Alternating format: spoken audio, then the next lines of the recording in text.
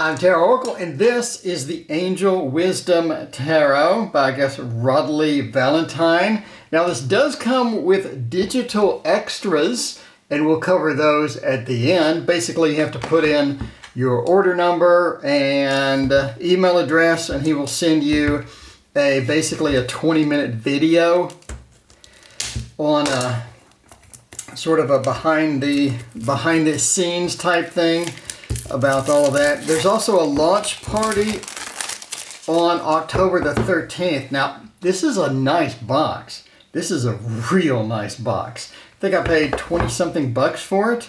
But yeah, this just arrived. US $24.99 retail. I think I paid 20 for it. For 20 bucks, that's not a bad deal. And from watching his video, it does, oh look, you even have a little text inlay on that. Thank you, angels, for guiding my path every day. Very cool. And you get quite a book. That's quite a book.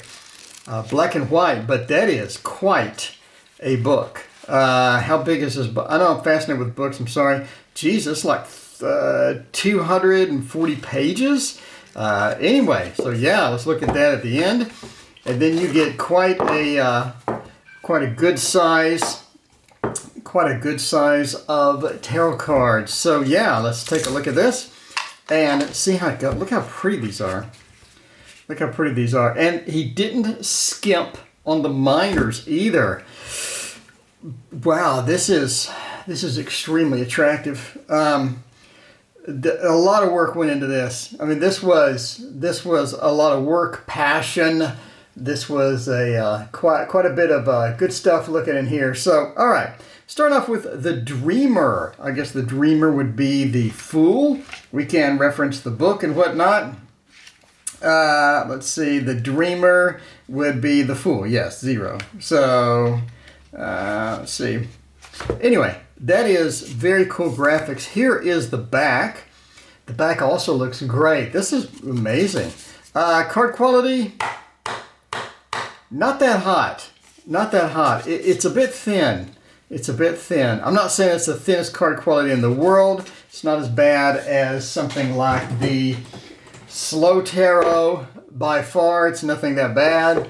But it is a bit thin. So there you go. Anyway, so the Dreamer, very, very pretty, good graphics. There is ME and RZ, etc. We have the Magician and then the High Priestess. So I really like the extra text as well. Meditate and turn inward to discover your soul's true desire. That's interesting. So it sort of looks at the reference to just the High Priestess, sort of inward turning, intuitive. You do have the 3 numeral over here, and I'm not sure what that is. We can look in the book in a minute and see. The Emperor, very cool also. Not sure who did the art. Did he do the art as well? Illustrations by Dan Craig. Okay. Dan Craig knocked it out of the park. I'm going to say that now. Dan Craig, these illustrations are just stunning. And a little bit repetitive with sort of the color scheme, but overall, it looks very, very nice. So let's take more of a look here. We have the Chariot and Lovers. Then we have, yeah, getting kind of repetitive on just the haloed face with the wings. I thought we could go somewhere else with it, but there's Justice and Hermit. I still think it's attractive. I'm just saying it's a bit samey with the thing that we have here. All right. And the Wheel. That is a beautiful wheel. I like that it is made of the cards. I think that's a nice addition there. Strength. It's just gorgeous cards, man. Really, really nice cards. Like Awakening and Release. A lot of good stuff here. Yeah, these are very pretty, I gotta say. They are larger than a normal tarot card. Let me show you a normal size tarot card. There we go. And you can sort of see these are going to be, I mean, quite a bit larger. So yeah, very nice. Balance, ego, very pretty illustrations. Transformation, the star, moon, and the sun. That's not a bad sun. Looks pretty nice. Renewal and the world. I like how that the majors and the different suits have their own outline color there. Border color is different. Again, very cool. So there you go. There is the Ace of Wands, the Two of Wands, sort of two people looking out. Now that is sort of interesting. Domain with two people looking out. Then we have the Three. I believe we've seen this in the Amazon listing. Yeah, it's also on the back of the box.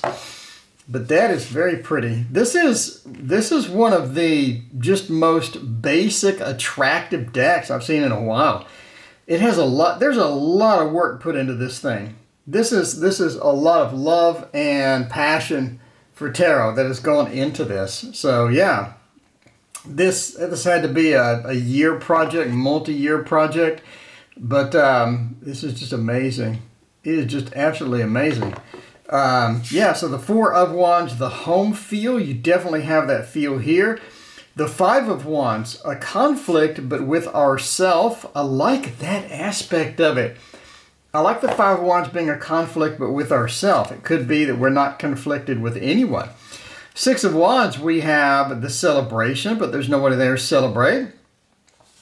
Again, kind of samey across these two cards, but I'm just getting nitpicky here. Yeah, the Seven, we have the defensive mode. Eight, we're moving into this. The fireworks really, really makes this nice. There we go. The Nine, protect. And there we go. Did they just use models, I guess? They just used the same model and just had them go into different poses? Or, no, actually, that's the same face. That's the same face. Okay. I don't know if it's the same model with a different pose or they just cut out and photoshopped the face or the head. I'm not really sure. Ten of Wands. It is encumbrance, but in a different aspect. All right, so we have the Page of Wands. That's a very good Page of Wands. The Page of Wands is the Wolverine. He's fearless, and that sort of represents that well. Knight of Wands, the Fire of Fire, is also excellent. Queen of Wands. Ooh, I like the reinterpretation of the Queen of Wands cat. Ooh, that is very cool. That is very nice indeed. All right. King of Wands is pretty good representation as well. All right, the Ace of Cups. Oh, that is cool. That is cool looking. I love the dolphin and sort of the mermaid, but it's sort of a younger mermaid, I guess. A merbaby. And then the Two of Cups. I like that. I like that. Cupid is getting the arrow ready. And you have the house in the background. What a nice addition that is. Three of Cups, the celebration, but we included a guy this time. The Four of Cups, I like that it's an individual offering them something they don't want. Five of Cups, disappointment. Ooh, it has a Four of Cups feel to it, though, because he's being handed the cups. I like it. Oh, we have the siblings in the Six of Cups. That is interesting. Instead of one sibling offering it to the other one, you have the other sibling offering something up as well. And the little doggy makes it kind of cute. Seven, pretty traditional, except with colors. The Eight. Ooh, this has a lot of deeper meaning in it. I like the deeper meaning of the Eight. That is pretty cool because it seems now that we have a broken household or a broken promises in there and sort of this crescent moon as well. It's kind of cool. All right, Nine of Cups. We have everything. The genie has given it to us. It has the Seven of Cups feel. The 10, very traditional. The page sort of goes back to the ace, but it's a more mature ace with the dolphin and the mermaid and everything. The Knight of Cups, Mr. Romance, that is a very good representation. I have to say this deck, as far as court card representations go, I think this deck really did a fantastic job. The Queen as well, it still has that ocean feel to it. And then the King sort of has that movement feel, but he's not in the middle of the water. Now we have Air, the Ace of Swords, sort of an Excalibur feel, but it's locked in with that. The 2, pretty traditional. The 3 is, I'm not sure what's happening here. It looks like somebody is consoling somebody with a broken heart, I guess. The 4, a bit of a rest. I like it. The 5, the Lord of Defeat. We have a gambling theme. We've seen this before in the Slow Tarot, actually. Not necessarily the 5. I think it was the 7. But we do have a gambling theme sort of coming back. I like how they just didn't do the samey feels to that. The 6, ooh, very traditional. But I like the duck as the face of it. 7, again, traditional. The 8, ooh, this is interesting. We have an opened border, but instead of having borders or being blockages around us, we have an open border. And then the 9, pretty traditional. The 10, not traditional. It looks like that we have luggage. We have another broken promises. It still has that feel of the 8 of Cups, except sort of in a swords manner. The Page of Swords, very traditional, very nice. The Jack of all trades, looks like they can do anything. The Knight, very traditional. The Queen, the Cruella de Vil. It does have a little Cruella de Vil feel, but a little bit of a, man, the gradient in the sky. Man, this deck is, I'm telling you, this deck is really competing with Deck of the Year right now. This is really competing with Deck of the Year right now. I'm just telling you now, this may make my top 5, and I just opened it. There's everything. Okay, if you're going to design a deck, if you're going to just want to knock it out of the park on the first try, this is how you do it.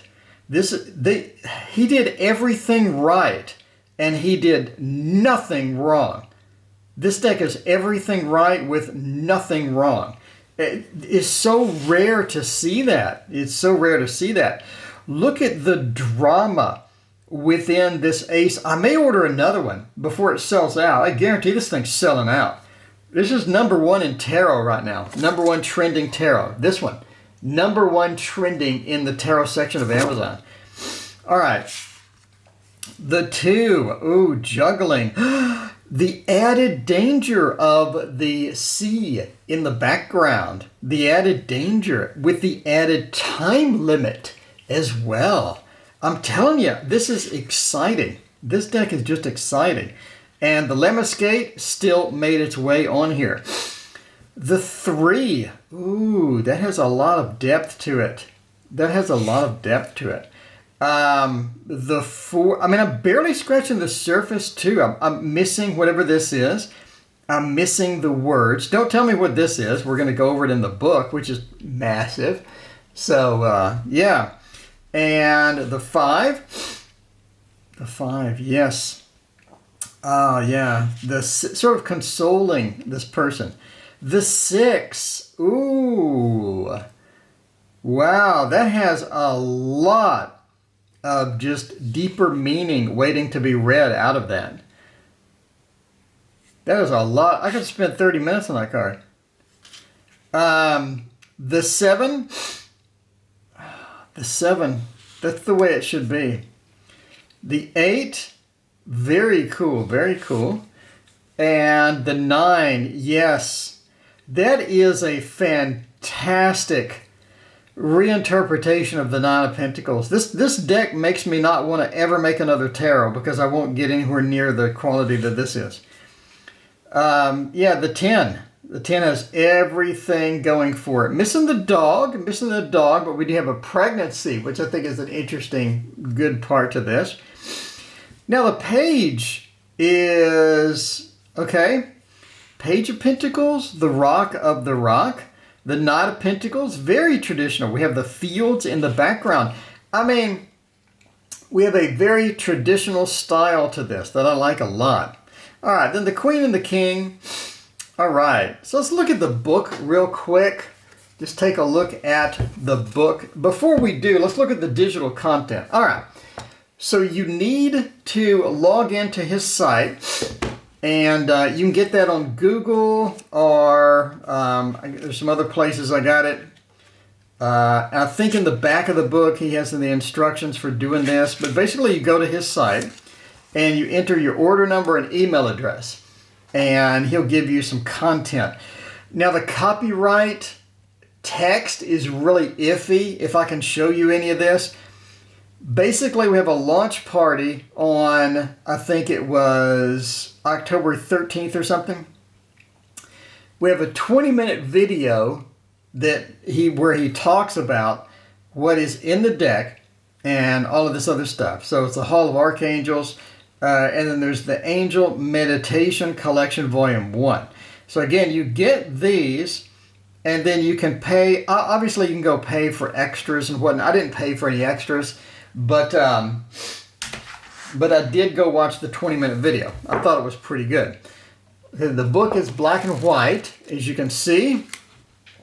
And let us dig into this. So first off, you have the Suit of Water, you have the Majors, Fire, Suit of Earth, how to get your bonus gifts, starting on page 227, about the author, etc. So we have the intro, which is big, and I've taught thousands of students to read tarot and oracle cards over the decades. Well, okay. So he talks about court cards and how to read with the court cards, which is nice. Most people sort of just neglect this and you're on your own. So there's getting to know the archangels, and talks about all the different archangels. So getting them ready, now that your cards are crystal clear, etc., etc., starts on page 30.